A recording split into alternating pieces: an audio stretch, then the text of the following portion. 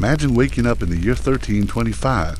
You open your eyes, and the first thing you feel is cold, itchy, and stiff. You're lying on a straw mattress full of bugs. It smells awful because it used to be a barn floor. Your blanket is wool, but it hasn't been washed since last winter, so it feels like a dirty rug and smells even worse. You hear a loud church bell ringing in the distance. That's your alarm clock now. Your home is a tiny wooden hut. There's only one room, no windows, and no separate spaces. You, your family, your animals, and all the bugs live in the same area. The air smells like a mix of sweat, old beer, goat, and mold.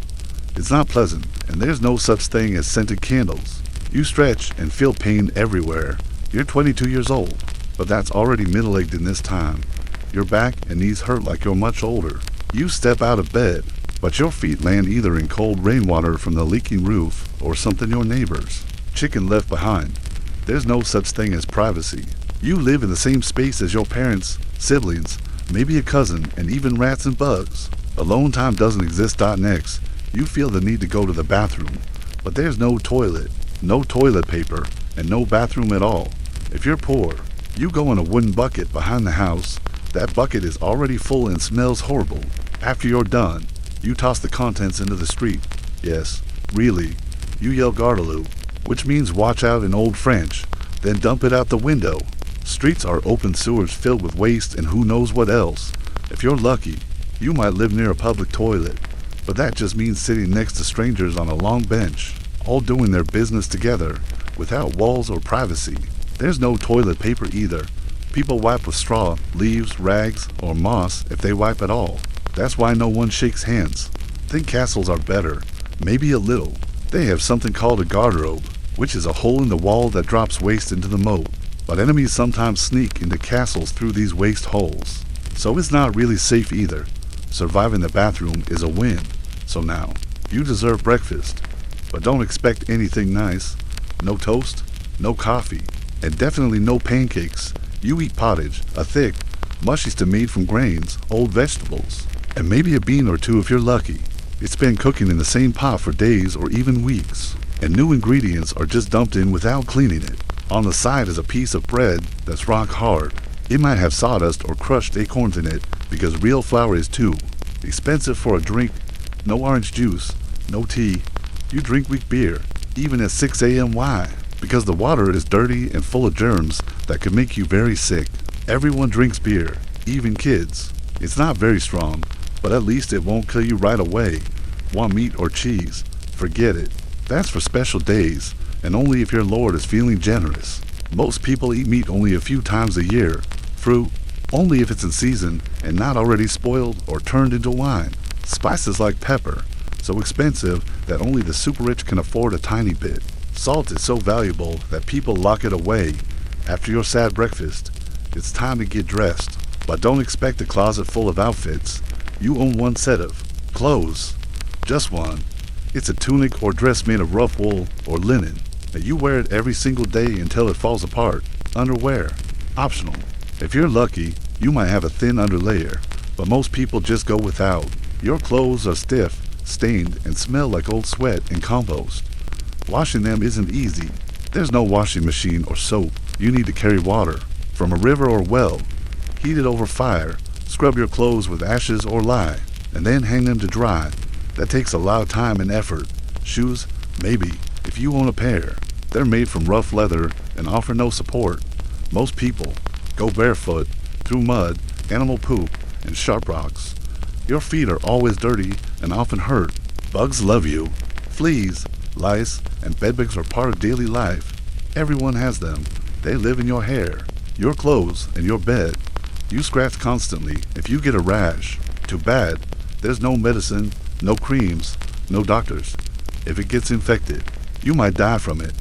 Now you're dressed in smelly, itchy clothes and ready to face the day. But don't smile too wide. Your teeth are in bad shape. There's no toothbrush or toothpaste. Some people chew on sticks or rinse with vinegar, but most do nothing. Your teeth are rotten by your 20s. Gums are swollen, and cavities are everywhere. Rich people can afford sugar, which makes their teeth even worse. Toothaches are common and painful. There's no dentist. If you want relief, your best option is to pull the tooth out yourself. Or ask the local barber to do it. Yes, the barber.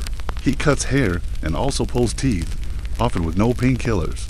If the tooth gets infected, it can cause a deadly fever. A simple toothache can kill you in the Middle Ages. Still, no one really judges you for your teeth. You're judged by how much land you own or how many animals you raise. Smiling doesn't help, so most people don't.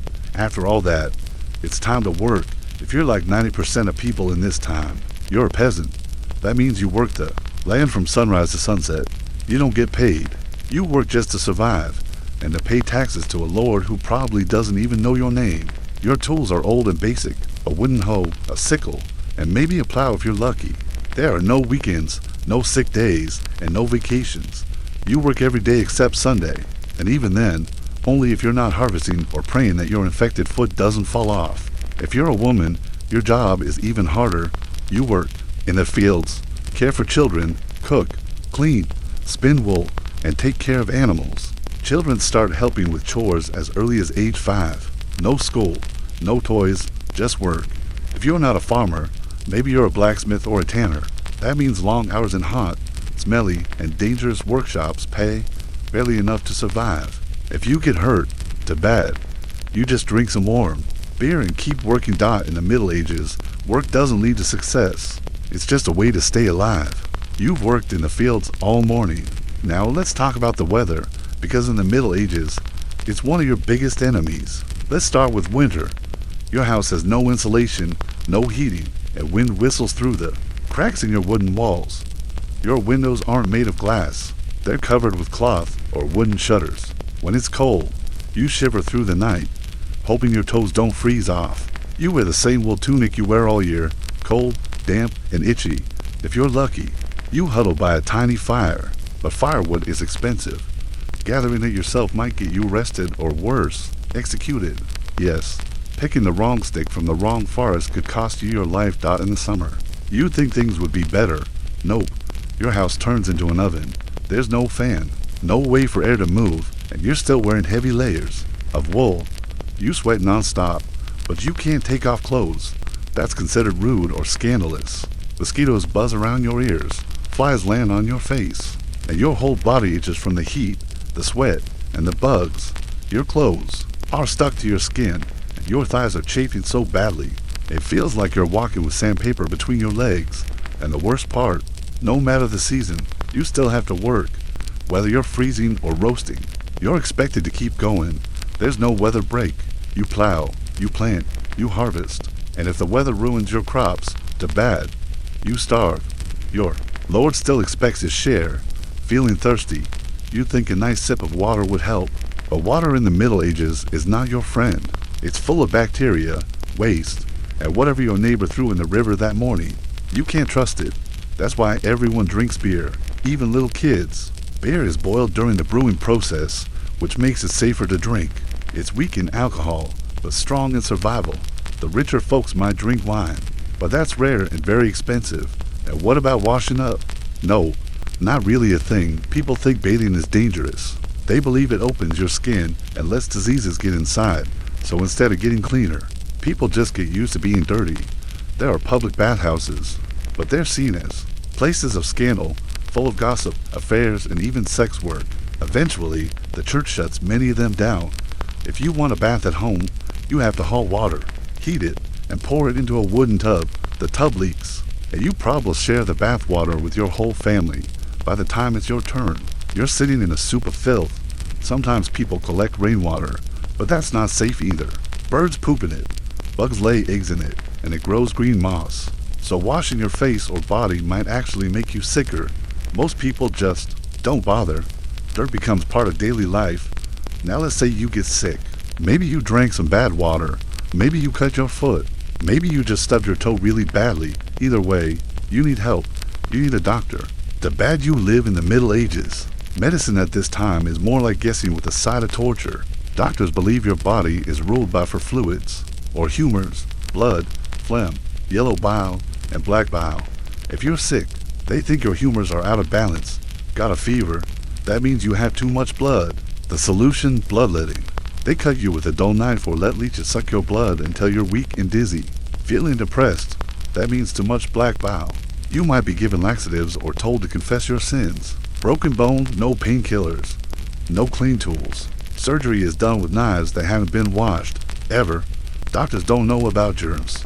They think bad smells or God's anger cause disease. Toothache. Good luck. There are no dentists. But the barber will try to pull your tooth out with a metal hook. You might faint from the pain. There are no antibiotics. So if the tooth gets infected, it can kill you. Yes, a toothache can actually end your life. And if you get worse, they don't treat you. They prepare for your death. A priest might be called to give you your last rites. If you recover, people say it's a miracle. If you don't, well, the graveyard is just down the road. After a long, painful day, you head home for dinner. You're starving, but don't expect a feast. Your food is simple, stale, and possibly poisonous. There are no fridges, no freezers. Meat goes bad fast. If you're lucky enough to have any, it's probably been hanging for days, covered in flies. Bread is your main food, but it's not soft or fluffy. In bad times, people add bark, sawdust, or even dirt to make bread last longer. And sometimes, the grain grows a fungus called ergot. It can cause seizures, hallucinations, and even death. It's like eating bread with LSD and food poisoning at the same time. Vegetables, only in season. Most of the time, it's just turnips, boiled, mashed, or floating in your pottage. Fruit rots quickly, and sugar is a rare luxury for rich people. Milk spoils within hours. Butter and cheese are full of bacteria. People eat them anyway because there's nothing else. Spices, forget it. Pepper, cinnamon, and nutmeg are worth more than gold. Salt is precious too. Most of your meals taste like mushy sadness. If you catch a rabbit or deer to eat, you're breaking the law. All game animals belong to the Lord. Poaching could get you whipped, fined, or hanged. So you sit by the fire, eat your gray stew, chew your hard bread, and pray that it doesn't kill you. Every bite is a gamble. Evening comes. You've worked all day, eaten your risky dinner, and now you think you can rest. Not really. It's time to pray. Religion controls everything in your life. When you wake, when you work, what you eat, and even how you think. The church runs the calendar, the laws, the schools, and the afterlife. You can't read the Bible yourself. It's written in Latin, and only priests or scholars can understand it. If the priest says your crops failed because you sinned, you believe it. You give 10% of everything you own to the church. That's called a tithe. If you don't, you risk being seen as a sinner. You must go to Mass, confess your sins, and avoid joy. Yes, being the happy can be suspicious. If you question the church, you're in danger. People accused of heresy or witchcraft can be punished, sometimes burned or drowned. Women who act strangely or know about herbs are especially at risk. Speaking of women, being a woman in the Middle Ages is even harder. All the same pain, dirt, and hunger, plus childbirth, obedience, and invisibility. Girls marry young, often around 12 or 13. They have babies before they're 15. It's not about love. It's about land and family power. Once married, you belong to your husband. You cook, clean, raise children, and never complain. Childbirth is very dangerous. No hospitals, no painkillers, midwives help, but many women die in childbirth. If they survive, they go back to work right away, often with a newborn in one arm and a rake in the other. If a woman speaks out, she risks being called a witch. If she's widowed or unmarried, she's seen as suspicious, even in the church. Women have very little power. Nuns follow strict rules and are always ranked below men. Being a woman in medieval times means constant suffering and doing it quietly. You are expected to be strong but silent, and just when you think your day can't get worse. There's violence. It's everywhere. At home, in the streets, at church, in the fields. If someone thinks you stole something, you might lose a hand. Talk too much, you could be forced to wear a metal mask with a bar in your mouth. Accused of a serious crime. Prepare for trial by ordeal. That could mean putting your hand in boiling water to grab a stone. If your hand heals in 3 days, you're innocent. If not, you're guilty. Another method, they throw you into a river. If you sink, you're innocent, but you're also drowning. If you float, you're guilty. Either way, you lose. Punishments are brutal. Executions are public events. People cheer while someone is hanged or burned. Domestic violence is normal. Husbands are expected to beat their wives and children. Fighting in the street is common. War is always just around the corner, whether it's a local feud or a religious crusade. Someone is always going off to stab someone else. Violence isn't a mistake in medieval society. It is medieval society. You've made it through a rough day full of dirt, bugs, cold food, and hard work. But in the Middle Ages, your day usually ends the same way for most people, with death waiting around every corner. Life is short, and survival is never guaranteed. If you live past the age of 40, people consider you incredibly lucky. They might even call you the old one, not as a joke, but because you've beaten the odds. Let's talk numbers. The average life expectancy is around 30 to 40 years, and that's only if you're lucky. But the numbers are low mostly because so many children die young. Nearly half of all children die before age 5. A cold, fever, or simple stomach problem can end their lives quickly. No vaccines, no doctors, and no real medicine means a small illness can turn deadly. If you make it to adulthood, you're already tired. Most people start working around age 5, doing chores and labor. By age 25, your body already feels old. Your back hurts, your teeth are falling out. You probably have a few missing fingers, scars, or a limp from accidents or fights. Women face an even higher risk. Childbirth is one of the leading causes of death. There's no hospital, no clean tools, and no anesthesia. Women give birth on straw mats or wooden beds, often with only a midwife to help. If something goes wrong, and it often does, there's little anyone can do. Many women don't survive past 2 or 3 pregnancies, and if they do, they have to go right back to working. Now we're caring for a baby. Men face dangers too. Farming accidents are common. You might fall on a sharp tool or get kicked by an animal. There are no hospitals to patch you up. A small cut can get infected and kill you. A neighbor in a bad mood might hit you with a stick. A tax collector might beat you for missing payment. Or you might get sent off to war or die walking through the forest. If you cross paths with thieves, one of the biggest killers is disease. Plagues sweep through towns and kill people by the hundreds or thousands. Whole cities become quiet graveyards, and even when there's no plague, famine can strike. If the crops fail, there's no backup food. People starve. Whole villages become ghost towns. Sometimes, the danger is just plain bad luck. You might eat spoiled bread full of mold, get poisoned, and die in agony, screaming and hallucinating in your hut. Funerals are quick and simple. There's no fancy coffin, no long ceremony. Your body is buried fast so it doesn't spread sickness. No embalming, no gravestone, just a hole in the ground and a small prayer if someone has time. And if the church graveyard is full, they might bury you somewhere else, or just move the bones of someone else to make room. That's how life ends for most medieval people. There's no retirement. You work until you can't, then you die. Simple as that. And just when you think it couldn't be more miserable. Let's talk about what people dream about becoming, like knights. Stories about knights and castles sound amazing in books and movies. Brave men with swords rescuing princesses, living in shiny armor, having feasts with kings. But the real Middle Ages were nothing like that. Real knights were rich men trained from childhood. Becoming a knight wasn't about being brave or noble. It was about being born into the right family. Training was brutal. You started as a page, then a squire, doing chores and learning how to fight, clean armor, and care for horses. You practiced sword fighting all day, and it was dangerous even in training. Many boys died before ever becoming knights. And once you were a knight, your life wasn't a fairy tale. You didn't go on exciting quests. You guarded castles, fought in bloody battles, and were expected to kill without hesitation. Armor was heavy and hot. You could barely move in it. You didn't ride off into the sunset. You were more likely to die from heat stroke inside your metal suit. And castles, they sound magical, but they weren't very nice either.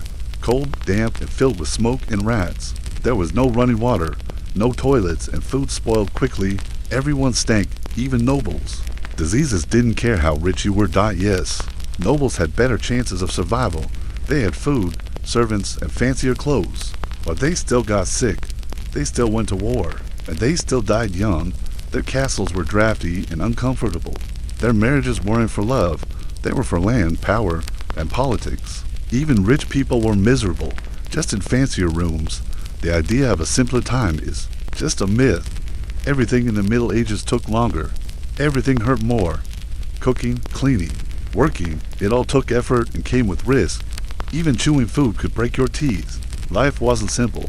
It was exhausting. And if you ever dreamed of doing something better, of reading books, traveling, becoming someone important.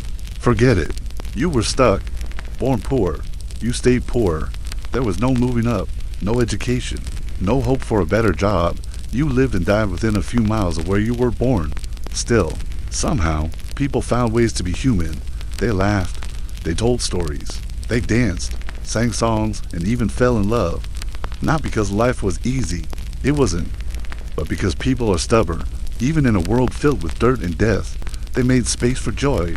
So next time you turn on a faucet, sleep in a warm bed, eat clean food, or take a hot shower, maybe say thank you, not just to modern life, but to the people who came before, who fought rats, hunger, and hopelessness, so you don't have to.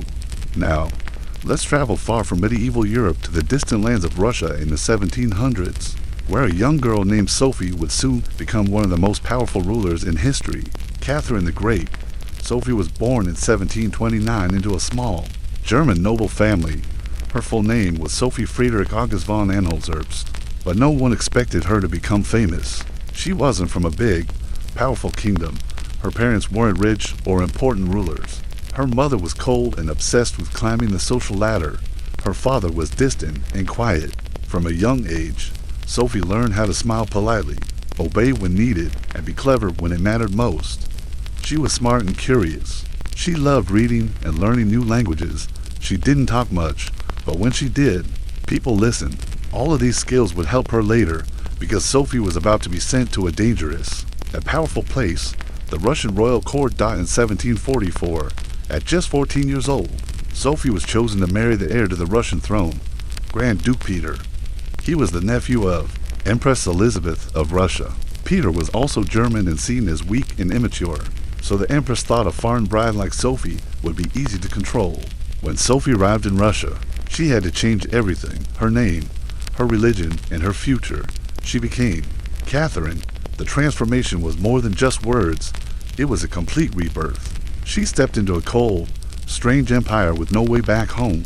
She learned Russian, studied Orthodox Christian rituals, and tried hard to fit into a royal court that was full of whispers, secrets, and danger. Catherine's marriage to Peter was difficult from the start. He wasn't kind or smart. He played with toy soldiers and showed little interest in ruling. Some say he didn't even want to be married. He loved Prussia, not Russia, and looked down on everything around him. Catherine was different. She embraced Russia with all her heart. She learned everything she could, charm important people, and stayed calm while Peter threw tantrums like a child. She didn't trust anyone, not her husband, not her mother, not even her servants, but she watched, listened, and planned, while others at court gossiped. Catherine was reading books by Enlightenment thinkers like Voltaire and Montesquieu. These writers talked about freedom, education, and how rulers should serve their people. Catherine dreamed not just of surviving, but of making Russia stronger, smarter, and better. But she knew one thing stood in her way. Peter died in 1762. Empress Elizabeth died. Peter became Tsar, Peter III, but he quickly upset everyone. He insulted the church, angered the nobility, and praised Russia's enemies. He even talked about divorcing Catherine. Catherine saw her chance. While Peter was away, she acted fast. With the help of army leaders, including her lover Gregory Orlov, Catherine marched into the capital. The soldiers swore loyalty to her. She declared herself Empress of Russia. Peter, shocked and alone, surrendered. Days later, he was dead, officially from stomach problems. But many believed he was murdered. Catherine had done the impossible. She wasn't born Russian. She wasn't born royal. Yet she took the throne without a single battle. Now she had to prove she deserved it, not just by force, but by being a ruler people would respect. She didn't waste time. Catherine believed in education, science, and modern thinking. She read letters from great thinkers like Voltaire, and even wrote back. She started writing her own guide for how a ruler should act, full of ideas about fairness and justice. She wanted new laws, better schools, and less torture. But she also had to keep the nobles happy.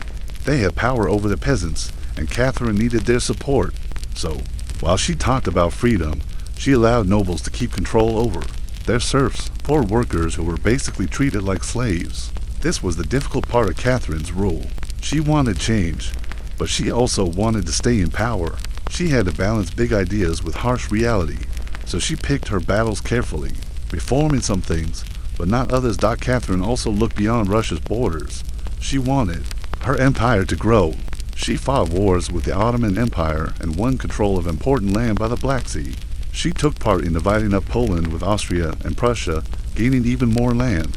Under her rule, Russia expanded more than ever. Before, she didn't just use armies, she also built cities, roads, and schools. She invited farmers from other countries to move to Russia. She wanted Russia to be seen as powerful and civilized, a modern empire, not a backward one. And while she ruled, she also had a private life people couldn't stop talking about. Catherine had many lovers, young men who often helped her with political plans. She gave them gifts, land, and titles, and when the relationship ended, she sent them away politely. Her most important lover was Gregory Potemkin. Some say they married in secret. He helped her with military campaigns and ruled parts of the empire for her. Together, they made huge changes in Russia, but Catherine's love life made her enemies. Angry after she died, nasty rumors spread, including a horrible and false story involving a horse. These lies were meant to shame her because she was a powerful woman who didn't apologize for living how she wanted. Still, Catherine believed love and ruling could be separate. Her lovers helped her, but they never controlled her. She stayed focused on ruling the empire, even when her heart was broken, and yet, not everything went smoothly. In 1773, a man named Yemelyan Pugachev claimed to be her dead husband, Peter III. He said he had survived and returned to take the throne. Most people didn't believe him, but many poor Russians did. They were tired of suffering. They wanted freedom from taxes, from harsh landlords, and from serfdom. Pugachev's rebellion spread quickly. Towns fell. Nobles were killed. For a short time, it looked like Catherine might lose everything. But she didn't panic. She sent in the army. The rebellion was crushed. Pugachev was captured, put in a cage, and publicly executed. After that, Catherine changed. She became less trusting of the people. She gave the nobles even more control, hoping they would stay loyal.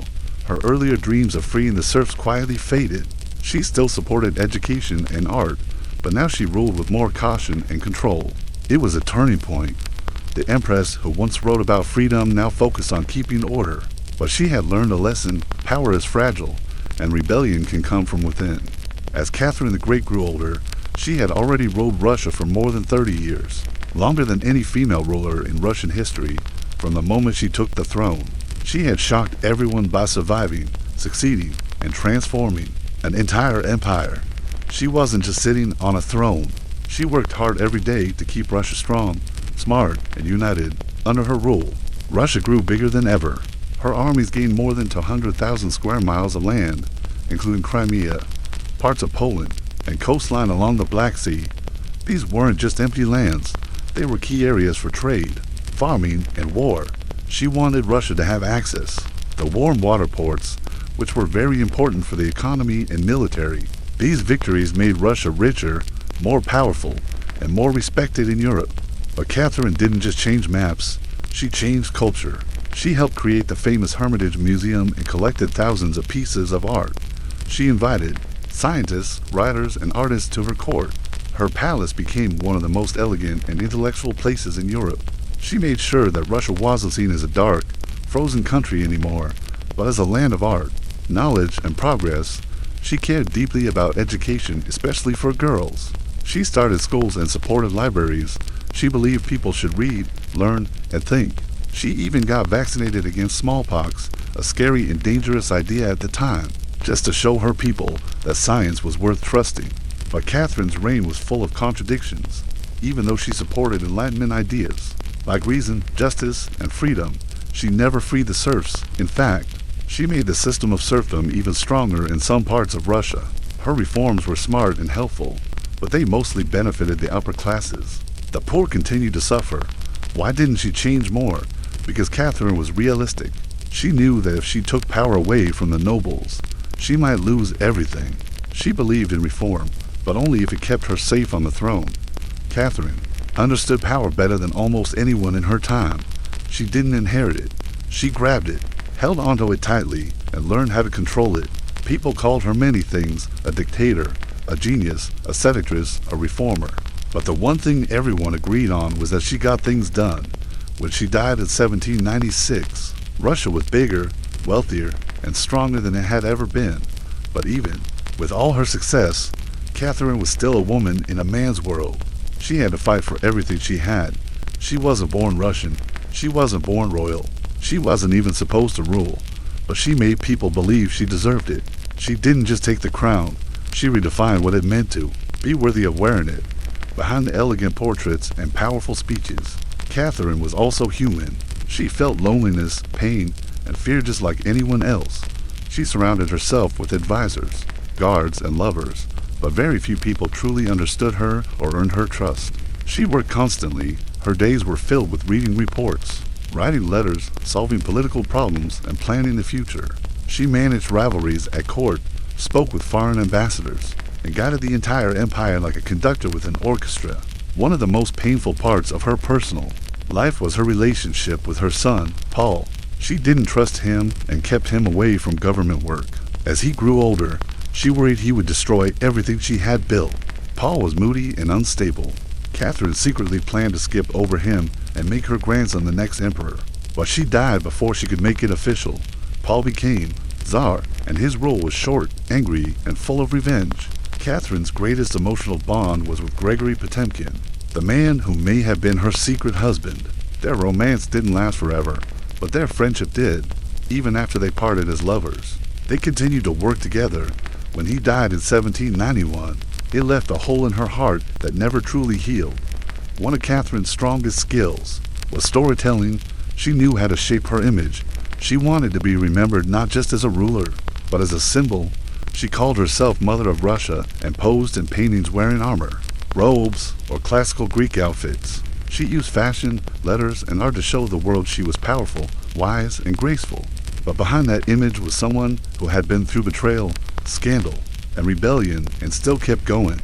Catherine was proof that a woman could rule, reform, and rise, even when the world told her she couldn't.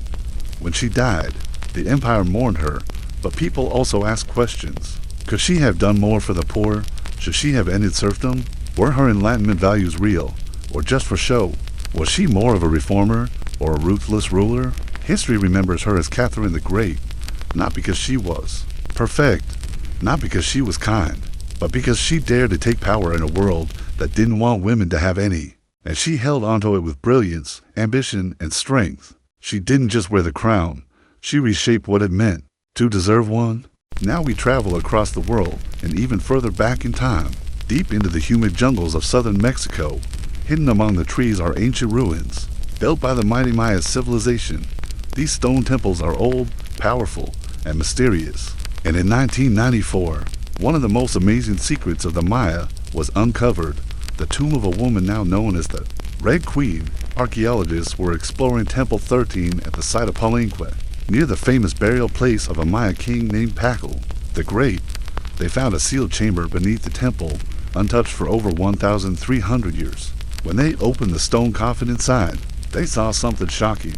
Everything was covered in bright red dust. This dust wasn't random. It was powdered cinnabar, a red substance made from crushed mercury sulfide. The Maya believed it was sacred. The color red symbolized blood, life, and rebirth. To cover a person's body with cinnabar meant they were being honored in death, prepared for a journey into the afterlife. Inside the tomb was the skeleton of a woman. She had been buried with great care. Her bones were still mostly intact. Her face had a beautiful jade mask placed over it. Around her were jewelry, necklaces, and her spoles made from jade and shells, all signs of someone important. But there was one problem: no name, no writing, no glyphs to say who she was. For such an important burial, it was strange that her identity was left out. The archaeologists started calling her the Red Queen, and her mystery only grew from there. Cinnabar was rare and dangerous. It's actually poisonous if touched or inhaled for too long. But the Maya didn't understand the science. They believed its power came from the gods. Only the most important people, rulers and high priests, were buried with it. In Palenque, only the tombs were found with so much cinnabar: Pacal the Greats and the Red Queens. That was the first clue that she may have been very close to him, perhaps his wife, or even his mother. The inside of the tomb was filled with more clues. The jade mask on her face was made of tiny green tiles, carefully arranged to look like her own face. It wasn't just decoration. The Maya believed that masks helped the soul find its way in the afterlife. The face was the soul's mirror. By keeping the face whole, they believed the spirit could survive the journey to the next world. Next to her body were tools, bone needles, obsidian blades, and figurines. These may have been used in ceremonies, or they could represent the role she played in life, perhaps as a priestess, a healer, or even a queen. There were also sealed ceramic pots, probably filled with food or drink to help her on her journey through the underworld. Known as Xibalba, her tomb was not flashy, like an Egyptian tomb full of gold. It was spiritual. Everything had meaning. Each item, each symbol, each drop of cinnabar, all were carefully chosen. This wasn't a regular burial. It was a transformation ritual. The Red Queen wasn't just being buried. She was becoming something more, maybe even divine. But who was she, really? That question led to many theories. The most popular idea is that she was a woman named Sakbuaja, the wife of Pakal the Great. She was born into a noble family and married Pakal when they were both very young. She had sons who later became important leaders, and she took part in royal ceremonies, playing a key role in maintaining power.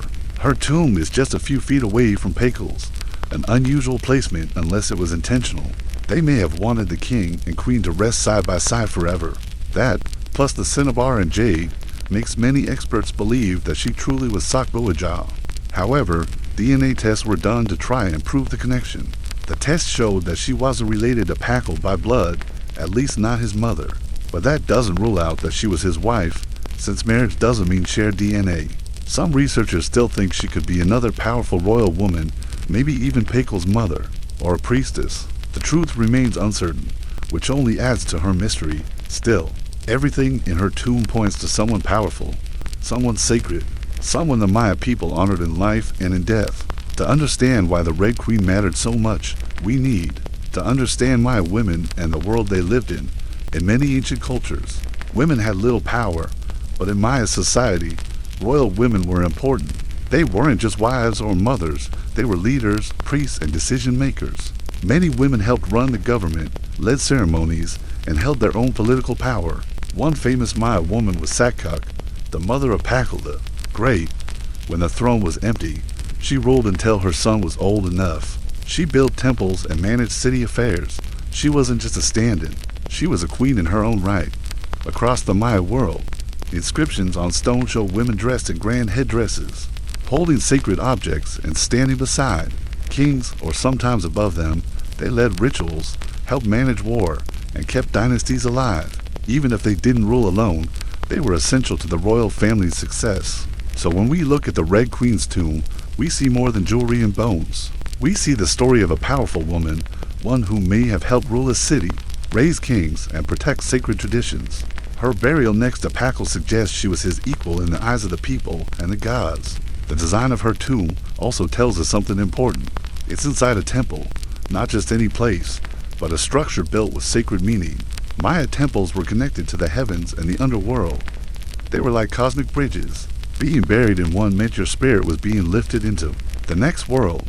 Her tomb is located in Temple 13, right next to the much grander Temple of the Inscriptions, where Pakal is buried. Temple 13 is smaller, but her crypt was hidden deep inside it, behind stone walls, sealed tight. To reach it, you have to go down narrow stairs into the earth, a symbolic journey into the underworld. Inside, there are no wall carvings or glyphs, just stone, dust, and silence.